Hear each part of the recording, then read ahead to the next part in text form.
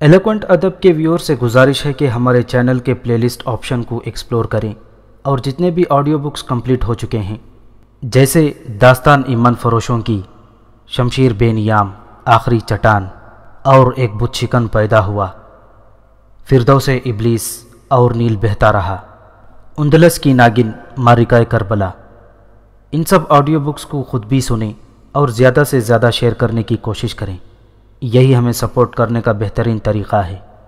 جزاک اللہ۔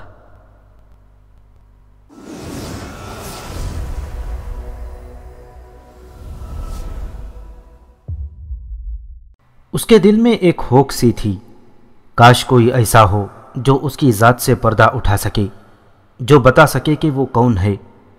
کاش کوئی بتا سکتا۔ بڑی شدید خواہش تھی، اتنی شدت سے تو اس نے آج تک کچھ نہ سوچا تھا۔ بھلا کیسے معلوم ہوگا؟ یہ سب کچھ کون بتائے گا؟ تبھی اس کے ہاتھ سے ڈائری چھوٹ کر قالین پر گر پڑی۔ اس نے جھک کر ڈائری اٹھائی اور بیڈ پر بیٹھ کر ایسے ہی اس کے ورق کھول کر تیزی سے دیکھنے لگی۔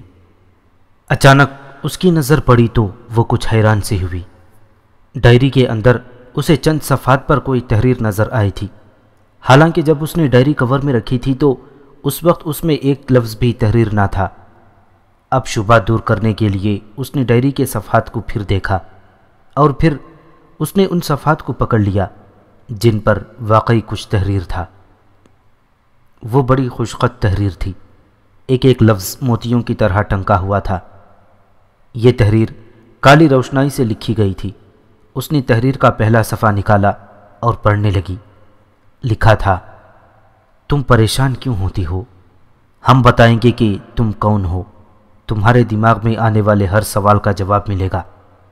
چلو پہلے اپنے بارے میں جان لو، پھر جو چاہے سوال کر لینا۔ تمہارے والد ایک بہت بڑے زمیندار کے بیٹے تھے۔ تمہارے دادا سر راؤ فرمان علی بڑے اثر و رسوخ والے آدمی تھے۔ انہوں نے انگریزوں سے سر کا خطاب پایا، بڑے نیک دل انسان تھے۔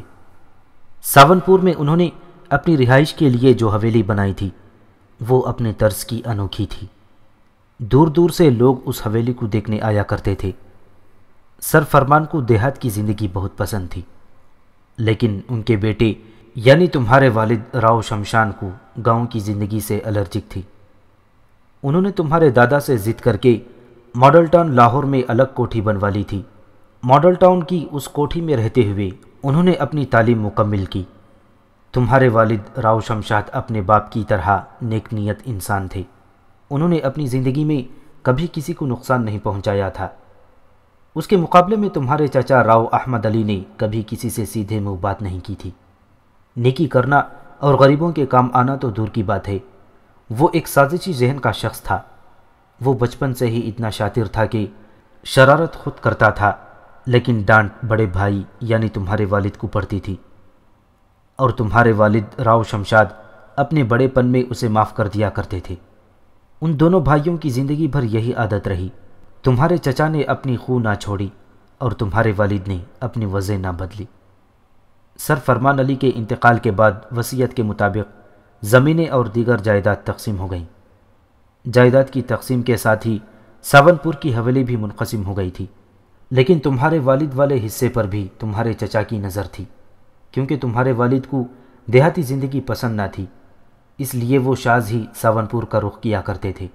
پھر ان کے والد کے انتقال کے بعد تو انہوں نے ساونپور کا رخ کرنا ہی چھوڑ دیا تھا۔ اس طرح زمینیں، باغات اور حویلی پر نام تو راؤ شمشاد کے ہی تھے، لیکن عملاً قبضہ راؤ احمد علی کا تھا۔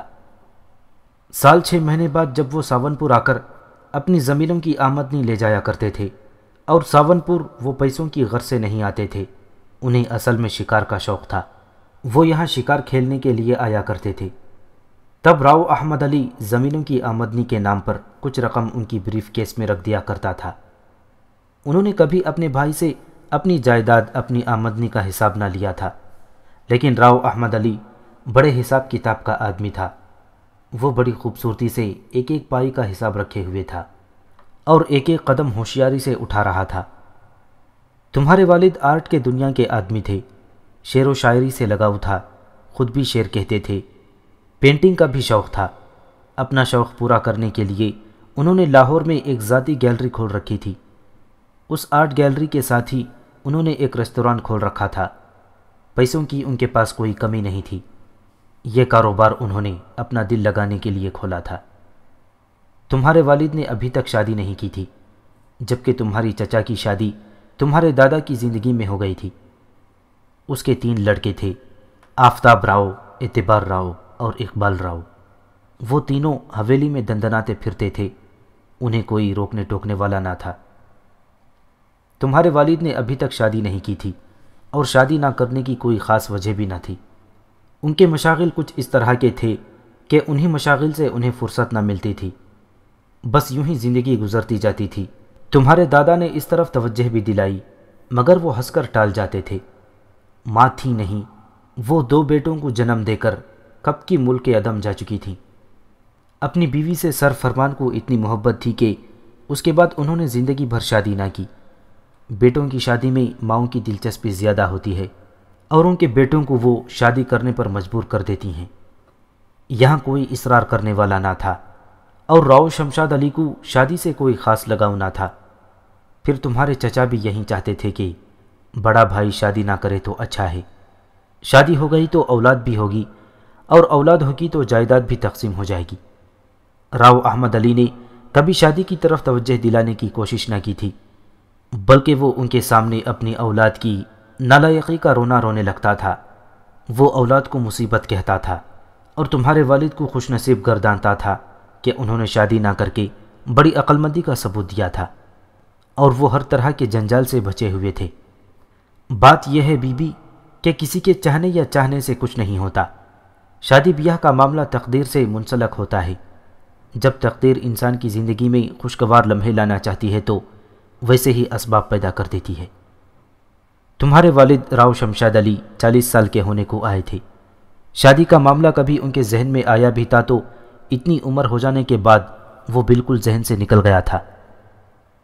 تب اچانک ہی ایک خاتون تمہارے والد کی زندگی میں آ گئی۔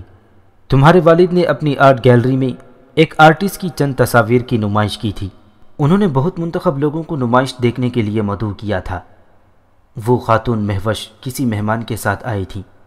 جب اس مہمان نے تمہارے والد سے مہوش کا تعارف کرایا تو یہ تعارف زندگی بھر کا تعلق بن گیا۔ پہلی ملاقات میں گویا دونوں نے جانا کہ وہ ایک دوسرے کے لیے بنے ہیں۔ جب 2 اجنبی ایک دوسرے کو دیکھ کر یہ محسوس کرنے لگیں کہ ہم ایک دوسرے کو صدیوں سے جانتے ہیں تو پھر یہ انجانہ تعلق ایک خوشگوار بندھن میں تبدیل ہو جاتا ہے۔ جلد ہی دونوں نے شادی کرنے کا فیصلہ کر لیا۔ تمہارے چچا احمد علی جب اپنے بڑے بھائی کی شادی کی خبر سنی تو بظاہر تو اس نے بڑی خوشی کا اظہار کیا تھا، لیکن اندر ہی اندر اس کے سینے پر سانپ لوٹنے لگے۔ اگر اس کے لیے کسی طرح ممکن ہوتا تو وہ ہر ممکن کوشش کر کے اس شادی کو رکوا دیتا۔ وہ بے بسی سے ہاتھ ملتا رہ گیا اور تمہارے والد نے شادی کر لی۔ تمہاری ماں مہوش بہت سلجھی ہوئی خاتون تھیں۔ وہ خود بڑے باپ کی بیٹی تھیں، اس لیے روپیے پیسے سے انہیں کوئی لگاؤ نہ تھا۔ ان کی جگہ کوئی دوسری عورت ہوتی تو وہ اپنے شوہر کی لمبی چوڑی جائیداد دیکھ کر اس پر اپنا قبضہ بحال کرنے کی کوشش ضرور کرتی۔ مہوش نے دیکھا کہ ان کے شوہر کو زمین اور جائیداد سے کوئی لگاؤ نہیں ہے تو انہوں نے کبھی اس مسئلے پر ان سے کوئی بات ہی نہیں کی۔ تمہارا چچا راؤ احمد علی خوش تھا کیونکہ شادی کو 1 سال سے اوپر ہو گیا تھا، مگر ابھی تک کسی بچے کی ولادت کی کوئی خبر نہ آئی تھی۔ تمہارے والد راؤ شمشاد علی اپنی ماڈل ٹاؤن والی کوٹھی میں خوش و خرم زندگی گزار رہے تھے۔ تمہارے چچا نے کئی مرتبہ انہیں ساونپور آنے کو کہا تھا، مگر وہ وہاں جانے سے کتراتے تھے۔ شادی کے فوراً بعد بس 1 مرتبہ وہ ساونپور گئے تھے۔ اب تمہارے چچا اور چچی کو یہ فکر دن رات گھن کی طرح کھائے جاتی تھی کہ راؤ شمشاد علی کے ہاں اگر کوئی وارث آ گیا تو کیا ہوگا۔ وہ نہیں چاہتے تھے کہ ہاتھ میں آئی ہوئی جائیداد وارث آ جانے کے بعد ان کے ہاتھوں سے نکل جائے۔ چچا اور چچی نے ان دونوں یعنی تمہارے والد اور والدہ پر ٹونے ٹوٹکے بھی کروائے تھے، لیکن بچے تو اللہ کی دین ہوتے ہیں، نہ وہ کسی کی خواہش پر روکے جا سکتے ہیں اور نہ کسی کی خواہش پر پیدا ہو سکتے ہیں۔ کائنات کا مالک ہی انسانوں کو وارث دے سکتا ہے۔ شادی کے 2 سال بعد راؤ شمشاد کے ہاں ایک لڑکا پیدا ہوا جس کا نام محسن رکھا گیا۔ وہ محسن راؤ کہلایا۔ بیٹے کی ولادت نے ساونپور کی حویلی میں صف ماتم بچھا دی، جبکہ تمہارے ماں باپ بہت خوش تھے۔ ہاں، بھائی کے نام پر چونکو مت، تمہارا ایک سگا بھائی اس دنیا میں موجود ہے۔ وہ اس وقت کہاں ہے یہ بعد میں پتہ چلے گا۔ فی الحال یہ سنو کہ محسن راؤ کی پیدائش نے تمہارے چچا کے دل میں ایسی آگ بھر دی، اس کے سارے ٹونے ٹوٹکے بیکار ہو گئے۔ محسن راؤ بہت ذہین لڑکا تھا۔ 10-12 سال کی عمر میں پہنچتے پہنچتے اس نے بہت سے فن سیکھ لیے تھے۔ تیراکی، گھڑ سواری، ڈرائیونگ، کشتی رانی، نشانہ بازی۔ اس کی اٹھان بھی بہت اچھی تھی۔ وہ 12 سال کی عمر میں 14-15 سال کا لگتا تھا۔ تمہارے والد کے برخلاف اسے دیہات کی زندگی سے بہت لگاؤ تھا۔ اس کا بس نہیں چلتا تھا کہ وہ ساونپور میں مستقل رہائش پذیر ہو جائے۔ محسن راؤ نے بہت جلد اندازہ لگا لیا تھا کہ اس کے چچا نے اپنے بڑے بھائی کے سیدھے پن سے خوب فائدہ اٹھایا تھا۔ محسن راؤ اپنی زمین جائیداد کے بارے میں متجسس تھا۔ وہ جانتا تھا کہ اس کے والد کی زمین جائیداد کتنی ہے۔ جب راؤ احمد علی نے محسن رائی کو سر اٹھاتے ہوئے دیکھا تو وہ فکر مند ہو گیا اور لگا مختلف تدابیر سوچنے۔ اسے اپنے بھائی سے کوئی خطرہ نہ تھا کیونکہ وہ 54 سال کا ہو چکا تھا۔ وہ اپنی عمر طبی کو پہنچ رہا تھا، مگر محسن راؤ تو اس کے نزدیک وہ ڈاکو تھا جو گھر کی دیوار پر چڑھنے کی کوشش کر رہا تھا۔ اگر اسے فوراً نہ روکا گیا تو اس کے گھر میں گھس آنا یقینی تھا۔ راؤ احمد علی کا شاطر ذہن بڑی تیزی سے کام کر رہا تھا۔ وہ تمہارے بھائی محسن راؤ کے بارے میں مختلف منصوبہ سازی میں مصروف تھا۔ ادھر تمہارا چچا مصروف کار تھا تو ادھر تقدیر اپنے کھیل میں مصروف تھی۔ وہ کسی طرح راؤ شمشاد کے اکلوتے وارث سے چھٹکارا چاہتا تھا کہ ایک اور وارث دنیا میں آ گیا، وہ تم تھی۔ 12 سال کے بعد اللہ نے راؤ شمشاد علی کے گھر میں رونق پیدا کر دی۔ راؤ شمشاد کو بیٹی کی بہت خواہش تھی، آخر یہ خواہش تمہاری موہنی صورت میں پوری ہو گئی۔ محسن راؤ نے جب سے ساونپور کے چکر لگانے شروع کر دیے تھے تب سے راؤ احمد علی کے تیور بدلنے لگے تھے۔ ان تیوروں کو شمشاد اچھی طرح سمجھ رہے تھے۔ محسن راؤ جب بھی ساونپور جاتا تو راؤ شمشاد کا دل ایک انجانے خوف سے دھڑکنے لگتا۔ وہ اپنے بیٹے کو جانے سے روکتے نہیں تھے، لیکن ان سے چاہتے تھے کہ وہ ساونپور نہ جائیں۔ ان کے دل میں وسوسے اٹھتے تھے۔ کسی انجانے خوف کے پیش نظر انہوں نے محسن راؤ کے ساتھ 2 تربیت یافتہ محافظ بھیجنے شروع کر دیے تھے۔ جب محسن راؤ اپنے محافظوں کے ساتھ اپنی حویلی کے سامنے جیپ سے اترتا تو راؤ احمد علی کی آنکھوں میں کسی کانٹے کی طرح چبھ جاتا۔ بالآخر راؤ احمد علی نے پروگرام بنا ہی لیا کہ کیا کرنا ہے۔ راؤ احمد علی کا چھوٹا بیٹا اقبال راؤ اگرچہ محسن سے عمر میں بڑا تھا، لیکن اس سے اس کی دوستی تھی۔ ساونپور میں جہاں جاتے اکٹھے جاتے۔ محسن راؤ اپنے والد کی طرح شکار کا شوق رکھتا تھا۔ ایک مرتبہ جب وہ ساونپور آیا تو حسب معمول تیتر کے شکار کا پروگرام بن گیا۔ راؤ احمد علی نے اس مرتبہ ساری منصوبہ بندی کر لی تھی۔ محسن راؤ کے دونوں محافظوں کو دودھ میں افیون ملا کر دے دی گئی۔ الگ صبح جب محسن راؤ اپنے چچازاد بھائی اقبال راؤ اور دیگر ملازمین کے ساتھ شکار پر جانے کے لیے نکلا تو حویلی کے گیٹ پر اسے اطلاع دی گئی کہ اس کے دونوں محافظ بہت گہری نیند میں ہیں۔ بار بار اٹھائے جانے پر نہیں اٹھے، شاید دونوں رات بھر تاش کھیلتے رہے۔ محسن راؤ کو شکار پر ان محافظوں کی ضرورت بھی نہ تھی۔ وہ ان دونوں کو سوتا ہوا چھوڑ کر شکار پر نکل گیا، اور پھر اسپتال میں تمہارے والد کو 2 خبریں ملی۔ تم اندازہ کر سکتی ہو کہ وہ 2 خبریں کیا ہوں گی۔ بھائی، پہلی خبر تو یہ کہ تمہارے بارے میں تھی، جو یہ خوشخبری تمہارے والد کو پورے 12 سال بعد ملی تھی۔ جب نرس نے ایک پھول سی بچی پیدا ہونے کی اطلاع تمہارے والد کو دی تو یہ خبر سن کر ان کا دل باغ باغ ہو گیا۔ اتنی خوشی تو انہیں تمہارے بھائی محسن راؤ کی پیدائش پر بھی نہ ہوئی تھی۔ تمہارے والد کو لڑکیاں بہت پسند تھیں۔ وہ تمہاری پیدائش کو بڑی دھوم دھام سے منانا چاہتے تھے، لیکن وقت نے کچھ اور ہی کل کھلا دیا۔ ایک اچھی خبر کے بعد فوراً ہی دوسری بری خبر ملی، اور یہ بری خبر تھی تمہارے بھائی محسن راؤ کے بارے میں، اور یہ خبر لے کر آیا تھا راؤ احمد علی کا بیٹا آفتاب راؤ۔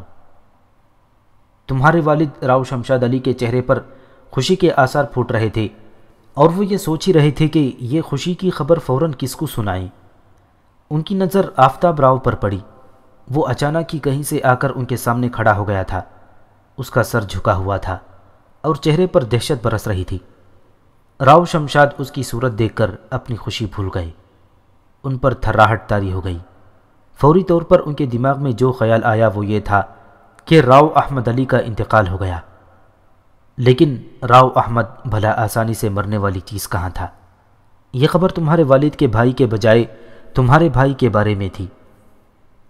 آفتاب راؤ نے بڑے ڈرامائی انداز میں اپنا سر اٹھایا، باہیں پھیلائیں اور تمہارے والد سے لپٹ کر بے تحاشا رو پڑا اور روتے روتے بولا، تایا جی، ہمارے بھائی کو ڈاکو اٹھا کر لے گئے۔ یہ سن کر راؤ شمشاد کی روح میں سناٹا اتر گیا۔ وہ گھبرا کر بولی، کس بھائی کو؟ میرے بھائی محسن راؤ کو۔ آفتاب راؤ نے اپنی بھیگی پلکیں پوچھتے ہوئے کہا، ہاں تو اس طرح اسپتال میں تمہارے والد کو 2 اچھی بری خبریں بیک وقت ملیں۔ ان کا جو حال ہوا ہوگا سو ہوا، لیکن اب راؤ احمد علی کو یہ خبر ملی کہ بڑے بھائی کے ہاں 12 سال کے بعد ایک بچی نے جنم لیا ہے، تو وہ خوشی محسن راؤ کو ڈاکوؤں کے اٹھا لے جانے کی وجہ سے ہوئی تھی، دل میں تیر بن کر چبھ گئی۔ اس نے تو اپنے تئیں جائیداد کا وارث مٹانے کی کوشش کی تھی، لیکن اوپر والے نے اس کوشش کو ناکام بنا دیا تھا۔ وہ بڑے خبیث مزاج کا آدمی تھا۔ اس کے دماغ میں جو خناس بھر جاتا تھا اسے نکالنا پھر آسان نہ ہوتا۔ جائیداد کے لالچ نے اس کو اندھا کر دیا تھا۔ اس کے دماغ میں یہ بات بڑے پختہ انداز میں بیٹھ چکی تھی کہ جائیداد کے مالک کو کچھ کہنا نہیں ہے۔ وہ خود بخود قبر کے نزدیک ہوتا چلا جا رہا ہے اور جائیداد کے وارثوں کو چھوڑنا نہیں ہے تاکہ لاٹھی بھی نہ ٹوٹے اور جتنے سانپ بھی راہ میں آئیں وہ مر جائیں اور اس پر کوئی انگلی بھی نہ اٹھا سکے۔ تمہارے بھائی محسن راؤ کے ساتھ کیا ہوا؟ جنگل سے اسے کس نے اغوا کیا اور کس نے کروایا؟ وہ کہاں پہنچا اور اس پر کیا بیتی؟ اگر موقع ملا تو یہ سب بعد میں بتاؤں گا، فی الحال تم اپنے بارے میں جان لو۔ ایک بے نام سی کھٹک جو تمہارے والد کے دل میں ہوتی رہتی تھی اور کئی انجانے وسوسے جو ان کے دماغ میں سر ابھارتے رہتے تھے، محسن راؤ کے اغوا نے اسے سچ ثابت کر دیا تھا۔ وہ نہیں چاہتے تھے کہ محسن راؤ ساون پور جائے، لیکن وہ لڑکا مانتا ہی نہ تھا۔ بالآخر نتیجہ سامنے آ گیا۔ اب وہ اپنے بھائی کی طرف سے مشکوک ہو گئے۔ انہیں اندازہ ہو گیا تھا کہ وہ کیا چاہتا ہے، لیکن مسئلہ یہ تھا کہ وہ ان کا بھائی تھا، بغیر ثبوت کے وہ اس سے کچھ نہیں کہہ سکتے تھے۔ تمہارے والد بغیر ثبوت کے راؤ احمد علی پر انگلی اٹھانے کے لیے تیار نہ تھے، اور وہ ایسا شاطر تھا کہ کوئی ثبوت نہ چھوڑتا تھا۔ تمہارے بھائی کو اغوا کروا کے وہ بہت خوش تھا۔ وہ جانتا تھا کہ اب اس کی راہ میں کوئی کانٹا نہ آئے گا، مگر تمہارے جنم نے اسے جنم جلا بنا دیا، اور وہ کسی طرح جنم جلا بننے کو تیار نہ تھا۔ اس نے اپنے ذہن کی کمان میں سازش کا ایک تیر اور چڑھایا، اور اب تم اس کے نشانے پر تھی۔ لیکن وہ جانتا نہ تھا جس لڑکی کو وہ نشانہ بنانے جا رہا ہے وہ خود ترکش ہے، تیروں سے بھری۔ جس نام کو سن کر تم بار بار چونکتی ہو، یہ نام دراصل تمہارے دادا راؤ فرمان علی کو بہت پسند تھا۔ وہ اکثر کہا کرتے تھے کہ اگر میری کوئی لڑکی ہوتی تو میں اس کا نام ترکش رکھتا۔ اللہ نے انہیں کوئی بیٹی نہ دی۔ جب تم نے جنم لیا تو تمہارے والد کو اپنے والد کی خواہش یاد آئی۔ اس خواہش کی تکمیل کے لیے انہوں نے تمہارا نام ترکش رکھ دیا، لیکن یہ نام چل نہ سکا۔ حالات نے کچھ ایسا پلٹا کھایا کہ تمہارا نام تبدیل کر کے تانیہ رکھ دیا گیا۔ اس طرح تم اپنے اصل نام کے بارے میں کچھ نہ جان سکی۔ یہ نام بس چند ذہنوں میں محفوظ ہو کر رہ گیا ہے۔ تمہارے والد راؤ شمشاد اپنے بھائی احمد علی کی طرف سے مشکوک تو ہو چکے تھے، لیکن ان کی ازلی شرافت نے کوئی راست اقدام اٹھانے نہ دیا۔ وہ ظالم کے بجائے مظلوم بننا پسند کر لیتے تھے۔ وہ تھپڑ مارنے والے کے منہ پر جواباً تھپڑ مارنے کے بجائے اپنا دوسرا گال پیش کر دینے کے عادی تھے۔ ہر شخص انہیں سمجھا رہا تھا کہ تمہارا بھائی تمہیں صفحہ ہستی سے مٹا کر زمین جائیداد پر قبضہ کر لینا چاہتا ہے۔ محسن راؤ کو بھی اسی نے غائب کروایا ہے۔ اور اس کے بعد اب ترکش کا نمبر ہے، ہوشیار ہو جاؤ۔ جواب میں وہ ہنس کر کہتے، ارے نہیں، ایسا کیسے ہو سکتا ہے؟ لیکن ایسا ہو رہا تھا۔ تمہاری والدہ تمہیں جنم دینے کے بعد مشکل سے 3 ماہ زندہ رہ سکیں۔ انہیں اپنے بیٹے محسن راؤ سے بہت محبت تھی۔ اس کے گم ہونے کی خبر نے انہیں دنیا سے بیگانہ کر دیا۔ راؤ شمشاد جب بھی گھر میں داخل ہوتے تو وہ بس ایک ہی سوال پوچھتی، میرا محسن کہاں ہے؟ راؤ شمشاد علی کوئی چھوٹے موٹے آدمی نہ تھے، وہ وسیع تعلقات رکھتے تھے، پھر روپیے پیسے کی کوئی کمی نہ تھی۔ پولیس نے اس علاقے کا چپا چپا چھان مارا، لیکن محسن راؤ کا کوئی سراغ نہ ملا۔ ان کا سراغ بھلا کہاں سے ملتا؟ اسے ڈاکوؤں نے کب اٹھایا تھا؟ بہرحال محسن ملا، نہ اس کے بارے میں کوئی خبر ملی اور نہ اس کی لاش ملی۔ تمہاری والدہ اپنے بیٹے کی یاد میں ہوش گنوا بیٹھی۔ بالآخر 3 ماہ کے قلیل عرصے میں تڑپ تڑپ کر مر گئیں۔ مرتے وقت ایک فریم شدہ تصویر ان کے سینے پر رکھی گئی تھی۔ یہ محسن راؤ کی تصویر تھی۔ محسن راؤ کی گمشدگی اور مہوش کے انتقال نے تمہارے والد کو ہلا کر رکھ دیا۔ وہ بہت سی باتیں سوچنے پر مجبور ہو گئے تھے۔ اب انہیں تمہاری فکر دن رات کھائے جاتی تھی۔ کچھ اس طرح کے شواہد بھی ملے تھے جس سے یہ ظاہر ہوتا تھا کہ راؤ احمد علی اب تمہاری جان کا دشمن بن چکا ہے۔ اب سب سے بڑا یہ مسئلہ تھا کہ تمہاری زندگی کو کس طرح محفوظ کیا جائے۔ تمہارے والد نہیں چاہتے تھے کہ تم جائیداد کی قربان گاہ پر بھینٹ چڑھا دی جاؤ۔ وہ تمہیں تمہارے چچا کی دست برد سے ہمیشہ کے لیے بچا دینا چاہتے تھے۔ اس کے لیے انہوں نے منصوبہ بندی کی اور خوب کی۔ تمہارے والد کے ایک بہت اچھے دوست تھے، رحمت خان۔ وہ کوئٹہ میں قیام پذیر تھا۔ انہوں نے فوراً رحمت خان کو فون کر کے لاہور بلوا لیا۔ انہیں ساری صورتحال سمجھائی اور ان سے درخواست کی کہ وہ تمہیں اپنے ساتھ لے جائیں اور تمہیں اپنی بیٹی بنا کر پرورش کریں۔ اصل مسئلہ جائیداد کا نہ تھا، تمہاری زندگی کا تھا۔ تمہارے والد کا خیال تھا کہ مجھے اپنی بیٹی کی زندگی بچانی ہے۔ اگر یہ بچ گئی تو بڑے ہو کر اپنا حق خود حاصل کر لے گی، اگر یہ مار دی گئی تو پھر جائیداد کو برتنے والا کون ہوگا؟ تمہارے بھائی محسن راؤ کو پہلے ہی غائب کیا جا چکا تھا اور وہ خود بڑھاپے کی دہلیز پر قدم رکھ رہے تھے۔ تم اس وقت 3 ماہ کی تھی جب تمہیں رحمت خان کے ساتھ کوئٹہ روانہ کر دیا گیا۔ یہ کام بڑی احتیاط اور مکمل رازداری کے ساتھ کیا گیا تھا۔ رحمت خان اپنی بیگم کے ساتھ آئے تھے۔ جب وہ تمہیں لے کر خیریت کے ساتھ کوئٹہ پہنچ گئے تو انہوں نے تمہارے والد کو مطلع کر دیا۔ خیریت سے پہنچنے کی اطلاع ملتے ہی تمہارے والد نے ایک خبر تمہارے چچا کو بھجوائی۔ جانتی ہو یہ کیا خبر تھی؟ یہ خبر تھی تمہارے انتقال کی۔ اس خبر کو سن کر تمہارا چچا جھوم اٹھا۔ خواہ مخواہ اس کا دامن تمہارے خون سے رنگین ہوتا، وہ اس گناہ سے بچ گیا تھا۔ اب اس کی راہ میں کوئی پتھر نہ تھا، کوئی دیوار نہ تھی۔ انتقال کی خبر سن کر وہ اپنی بیوی کے ساتھ غمزدہ صورت بنائے تمہارے والد کی کوٹھی میں پہنچا۔ اس وقت تمہارے انتقال کو ہوئے 3 دن گزر چکے تھے۔ اگرچہ قبرستان میں تمہاری ماں کے پہلو میں ایک ننھی سی قبر بنا دی گئی تھی، مگر راؤ شمشاد یہ بات اچھی طرح جانتے تھے کہ وہ 3 ماہ کی بھتیجی کے لیے قبرستان جانے کی ہرگز زحمت نہ کرے گا، اور ہوا بھی ایسا ہی۔ صبح آ کر وہ بمشکل شام تک رکا، اسے ساون پور لوٹنے کی جلدی تھی۔ وہ رات کو اپنی حویلی پر پہنچ کر گھی کے چراغ جلانا چاہتا تھا۔ تمہارے والد کا ڈرامہ کامیاب رہا۔ راؤ احمد علی کے وہم و گمان میں بھی یہ بات نہ آ سکی کہ اس کے سیدھے سے بھائی نے اسے کھلا فریب دے دیا ہے۔ وہ بہت خوش تھا، دونوں وارثوں سے اسے نجات مل چکی تھی، بس بھائی رہ گیا تھا تو اس کا کیا تھا؟ وہ عملی طور پر زمین، باغات اور حویلی سے بہت دور تھا۔ جب تک جیتا ہے جیے۔ اس کے بیٹے لاہور جاتے تو وہ اپنے تایا سے کچھ نہ کچھ جھاڑ ہی لاتے تھے۔ مختصر یہ کہ تم مرحوم ہو کر بھی کوئٹہ میں پرورش پانے لگی۔ تمہارا نام ترکش سے بدل کر تانیہ رکھ دیا گیا تھا۔ رحمت خان تمہارے والد بن گئے، اور ایک لمبے عرصے تک تمہیں معلوم نہ ہو سکا کہ رحمت خان تمہارے اصل والد نہیں ہیں۔ کوئٹہ میں تم رحمت خان کے گھرانے میں پلی بڑھی، تعلیم حاصل کی، یہاں کے کالج سے گریجویشن کیا۔ اس عرصے میں تمہارے والد کئی مرتبہ کوئٹہ آ کر تمہیں دیکھ گئے تھے۔ تم انہیں رحمت خان کے دوست کی حیثیت سے جانتی تھیں۔ میٹرک کرنے کے بعد پہلی مرتبہ تم لاہور گئیں۔ رحمت خان اور ان کے گھر والے ساتھ تھے۔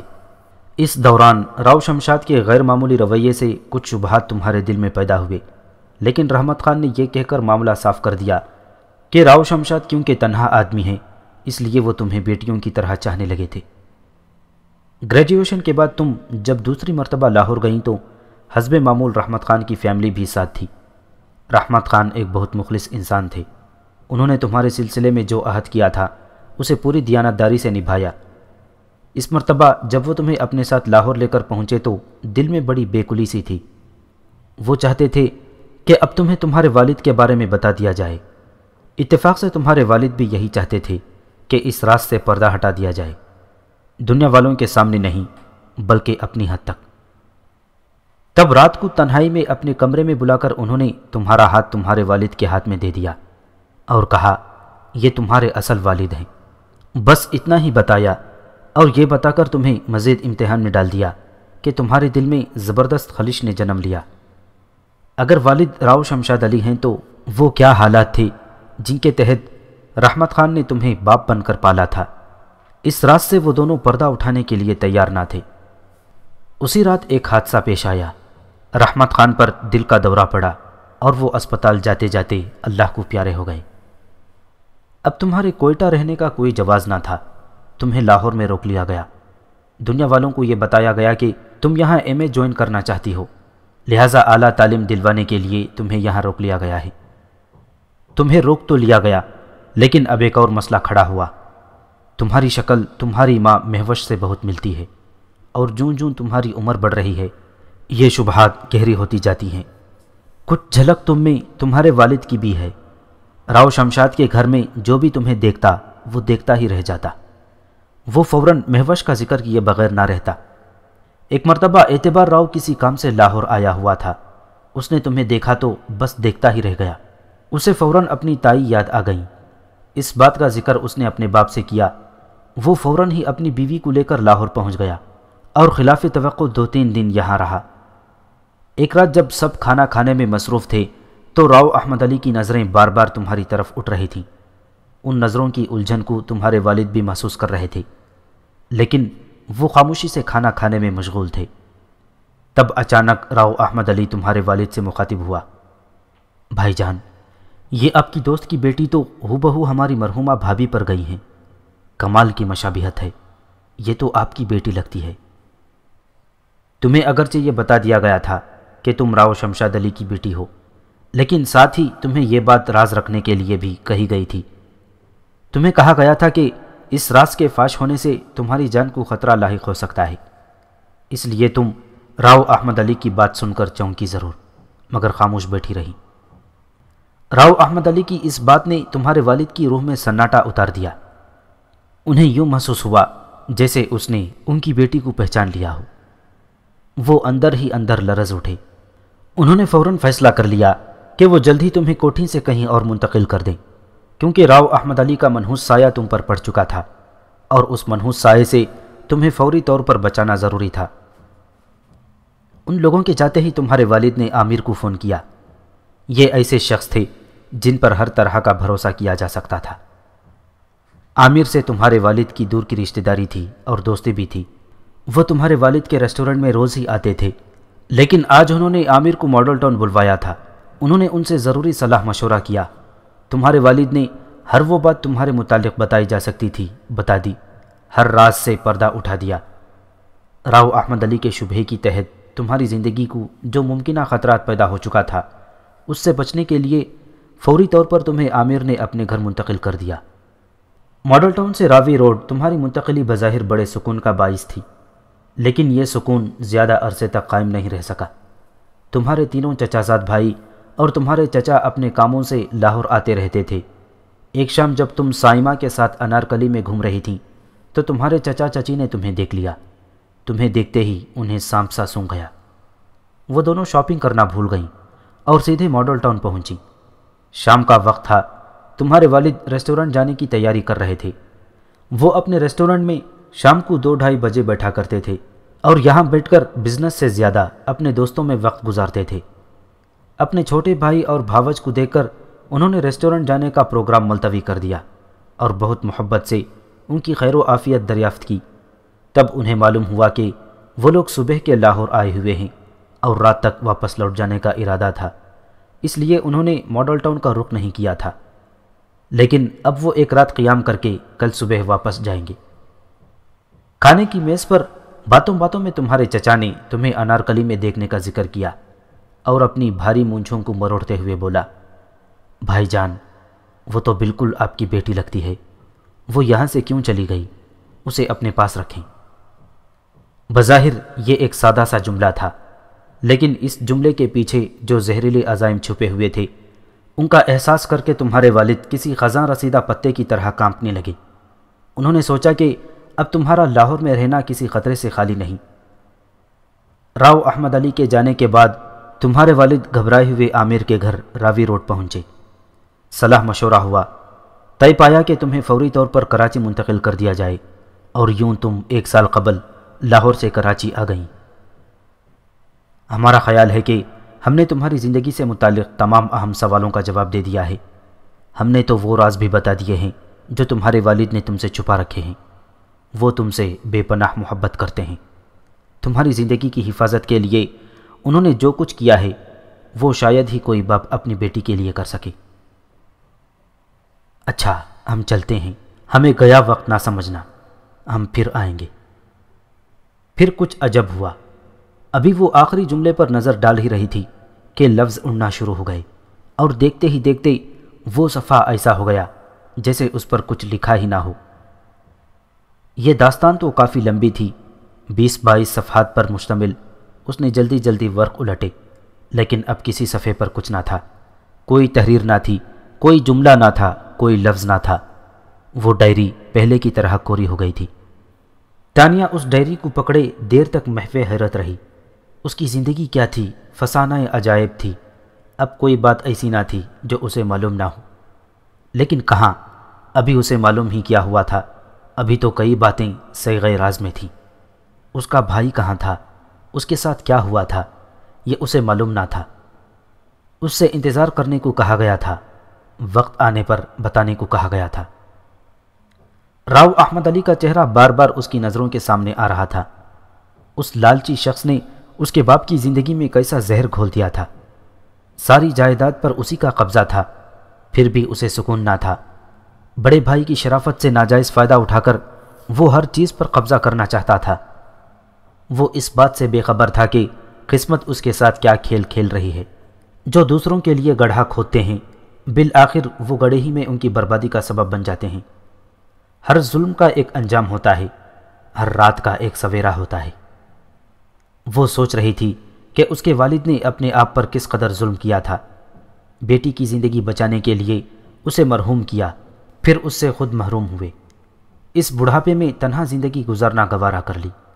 اس کے والد کس قدر عظیم ہیں، ایسی قربانی تو کبھی کسی باپ نے اپنی بیٹی کے لیے نہ دی ہوگی۔ میرے باپ، میرے عظیم باپ، میں آپ کی عظمت کو سلام کرتی ہوں، آپ کی محبت کو سلام کرتی ہوں، آپ کے جذبہ ایثار کی قدر کرتی ہوں، لیکن مجھے آپ سے ایک شکوہ ہے۔ آپ نے مجھے اپنا ہمزار کیوں نہ بنایا؟ آپ سوچتے ہوں گے کہ اگر اسے سارے حالات کا علم ہو گیا تو یہ لڑکی ہے پریشان ہو جائے گی، الجھ جائے گی، اور یہ بھی ہو سکتا ہے کہ راز کو راز نہ رکھ سکے۔ دشمن جان کے در پہ ہے، جانے وہ کب وار کر جائے۔ یہی سوچا ہوگا آپ نے۔ آپ نے بحیثیت باپ تو ٹھیک سوچا، لیکن مجھے میری سوچ سے محروم کر دیا۔ اولاد کا بھی تو کوئی حق ہوتا ہے، کوئی فرض بنتا ہے۔ آپ نے اب تک اپنا فرض نبھایا، اب میں اپنا فرض نبھاؤں گی۔ میرا انتظار کیجئے، میں آ رہی ہوں۔ میں ایک ایک کو دیکھ لوں گی، اپنی زمین کا 1 فٹ ٹکڑا بھی کسی کے قبضے میں نہیں جانے دوں گی۔ آپ بے فکر ہو جائیے، میں اپنے بھائی کو تلاش کروں گی۔ آپ اگر بوڑھے ہو گئے ہیں تو کیا ہوا، میں تو جوان ہوں۔ لڑکی ہوں تو کیا ہوا، میں آپ کو لڑکا بن کر دکھاؤں گی۔ اب آپ کو کسی سے ڈرنے کی ضرورت نہیں۔ وہ بہت دیر تک اسی طرح کی باتیں سوچتی رہی۔ اسے اپنے باپ پر بہت ترس آ رہا تھا اور ظالم چچا پر بے حد غصہ آ رہا تھا۔ وہ کافی دیر تک پیچو تاپ کھاتی رہی، پھر ایک مصمم ارادے کے ساتھ اٹھی۔ اس نے فیصلہ کر لیا کہ وہ لاہور جائے گی۔ وہ ابھی تک بڑی فرما برداری سے ہر فیصلہ مانتی چلی آ رہی تھی، لیکن اب اس نے سوچ لیا تھا کہ کسی کی بات نہیں مانے گی۔ وہ کرے گی جو اس کے دل میں آئے گا۔ اس کے دل میں طوفان اٹھ رہے تھے اور ان طوفانوں پر بند باندھنے کا کوئی ارادہ نہ تھا۔ انکل عامر نے اسے منع کیا تھا کہ وہ بھول کر بھی لاہور ٹیلی فون نہ کرے، جب بھی فون کریں گے وہ خود ہی کریں گے۔ ان کی اس ہدایت پر وہ مسکرائی، بڑے پرعزم انداز میں اٹھی، سائڈ ٹیبل پر رکھے ٹیلی فون کو اٹھا کر بیڈ پر رکھا اور انکل عامر کے گھر کا ٹیلی فون نمبر نہایت اطمینان سے ملانے لگی۔ کچھ دیر کے بعد ادھر گھنٹی بجنے لگی۔ کئی گھنٹیاں بجنے کے باوجود کسی نے ریسیور نہ اٹھایا تو اسے تشویش ہوئی۔ یہ بات وہ اچھی طرح جانتی تھی کہ اس وقت انکل عامر گھر پر موجود نہیں ہوں گے، کالج گئے ہوں گے، لیکن گھر میں اور لوگ تو ہوں گے۔ لیکن اس وقت تو ایسا محسوس ہو رہا تھا کہ گھر میں کوئی نہیں ہے۔ پھر اسے خیال آیا ہو سکتا ہے غلط نمبر مل گیا ہو۔ اس خیال کے تحت اس نے دوبارہ نمبر ملایا، مگر نتیجہ وہی، ڈھاک کے 3 پات۔ بیل ہوتی رہی مگر کسی نے فون نہیں اٹھایا۔ تانیہ نے مایوس ہو کر فون اٹھا کر سائڈ ٹیبل پر رکھ دیا۔ اس کی طبیعت میں ایک عجیب سا ہیجان تھا۔ وہ اڑ کر لاہور پہنچ جانا چاہتی تھی۔ وہ اپنے باپ کے قدموں میں بیٹھ کر انہیں بتانا چاہتی تھی کہ وہ ہر اس راز سے آگاہ ہو گئی ہے جو آج تک چھپایا گیا ہے۔ اس کے دل میں لاوا ابل رہا ہے۔ وہ کسی قیمت پر اپنے صفاق چچا کو نہیں چھوڑے گی، وہ انہیں شوٹ کر دے گی۔ تانیہ نے بیڈ پر اپنا تکیہ درست کیا، پھر ڈائری اٹھا کر لیٹ گئی۔ وہ ڈائری کو تکیے کے نیچے رکھ کر کچھ دیر آنکھیں بند کر کے لیٹنا چاہتی تھی۔ ڈائری کو تکیے کے نیچے رکھتے رکھتے ایسے ہی اس کے صفحات کو تیزی سے پلٹ کر دیکھا۔ تب اسے اچانک ان صفحات کے درمیان کہیں سرخی سی محسوس ہوئی۔ اس نے جلدی جلدی ایک ایک ورق پلٹ کر وہ صفحہ نکالا۔ وہ ایک چھوٹا سا 98 کے برابر سرخ دھبا تھا۔ یہ بالکل تازہ خون تھا۔ ڈائری بند ہونے کی وجہ سے خون دوسرے صفحے پر بھی لگ گیا تھا اور صفحے کی پشت پر بھی جھلک آیا تھا۔ یہ خون کہاں سے آیا؟ وہ اس خون کو دیکھ کر سہم گئی۔